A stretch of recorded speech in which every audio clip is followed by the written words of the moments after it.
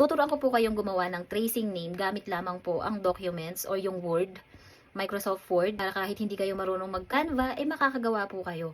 So, papaano po yun? Eto po. Punta lang po kayo sa Google and then, i-search nyo po itong KG Primary Dots or yung pre-download KG Primary Dots. Ayan. At ito po yung mga lalabas.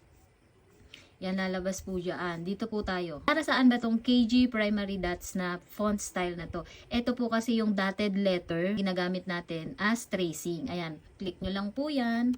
O, ayan po yung mga lalabas. Yan. Dito po sa gilid, may makikita po tayong download. Download lang po natin. And then, allow. At kapag na-download na po natin, ito na-download na po natin siya. Click nyo lang po yan. At ito na po yung mga lalabas. Ayan. Yan po may mga A na yan. Double click nyo lang po yan. Then, install. Ito, dito po. Install nyo. I-back nyo lang po. Tapos, ito din po. Ayan. Kumbaga lahat po yan. Lahat yan. I-ganyan nyo po. Lahat po yan. I-double click nyo. And then, install. Ayan. Ganun lang po. Ito namang isa. Install, double click, install, and then after po nyan, try nyo na po pumunta dito sa inyong documents. Ngayon naman po, tuturuan ko kayo kung papaano yung may blue and red lines. Ayan, kasi yun kasi yung pinoproblema ng ilan po sa inyo na yung meron naman daw silang KG primary dots, kaya lang walang line or meron kasing isang KG primary dots na may line nga siya, kaya lang hindi siya blue and red lines, black lang, tulad po nito. Ayan, pakita ko po sa inyo ha. Eto, ayan. Ayan, may line siya, kaya lang hindi blue and red lines, di ba po? So, papaano nga ba maglagay nung may blue and red lines? Dito po sa itaas, may makikita tayong insert. Pinutin nyo po yung insert, tapos may makikita po kayong shape. Eto po yon. Sa shape na yan, pindutin nyo po yan, may makikita kayo, eto line. Pindutin nyo lang po yun.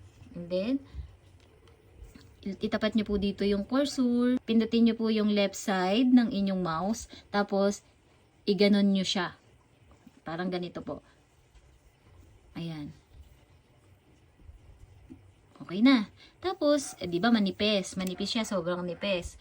Iko-customize natin siya or aayusin natin siya dito. Ito po, ito. Ayan. Ayun po yun. Sa shape, outline. Ayan yan. Sa shape outline, dito sa arrow down, click nyo po yan, and then makikita nyo po itong colors na to. Lagay nyo to dito sa blue. E di kulay blue na siya, kaya lang manipis. Punta po ulit kayo doon. Tapos dito naman sa weight, ayan, diyan po lalabas yung mga, kung gaano kakapal ang gusto nyo. Halimbawa 6 point. Ayan, o diba, meron na po kayong blue na lines. Para naman po sa red at sa susunod na blue, hindi nyo na po kailangang ulitin na pupunta ulit kayo dito sa insert. So, ang gagawin nyo na lang po, tapat nyo po dito ha. Mabas po yun, ayun, parang diamond na yun. Click nyo lang po. And then, ang gagawin nyo po, Command C, then Control B. Ayan, kasi copy-paste po yun. Ayan, meron na po kayong another line. I-drag nyo lang po siya pababa. And then, isa pa, Control C, Control B. Ayan, tatlo na sila.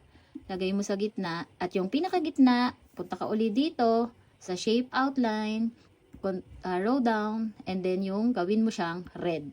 Ayan na, meron ka ng blue and red, blue na lines. So, paano naman natin ilalagay? Paano naman po natin ilalagay yung ititrace ng bata? Punta po ulit kayo dito kay insert. Ayan. Tapos, this time, dito naman po tayo kay text box. Ayan. Ay yung arrow down, then draw a text box. Pindutin nyo po yun. And then ganito na po yung lalabas. Tulad ulit ng ginawa ko kanina, ilong press nyo po yung left side ng inyong mouse, then drag papunta dito, or yung left side ng inyong touchpad, then idadrag nyo po papunta doon. Parang gagawa po kayo ng square or ng box. Ayan.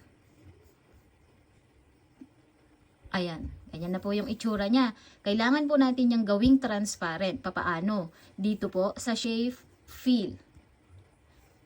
Ilagay nyo po no fill. And then dito naman sa shape outline, no outline. O ayan.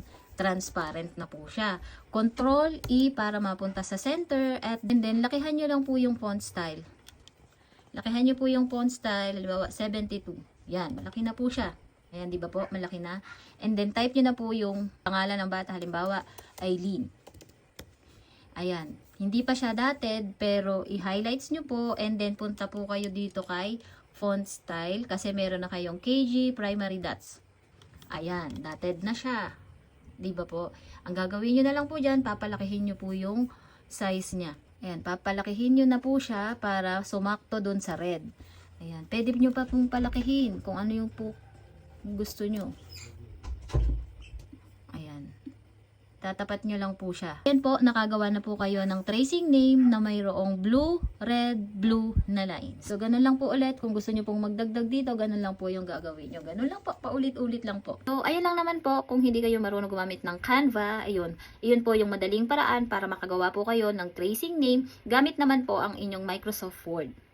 At ayun lang, sana may natutunan. Thank you!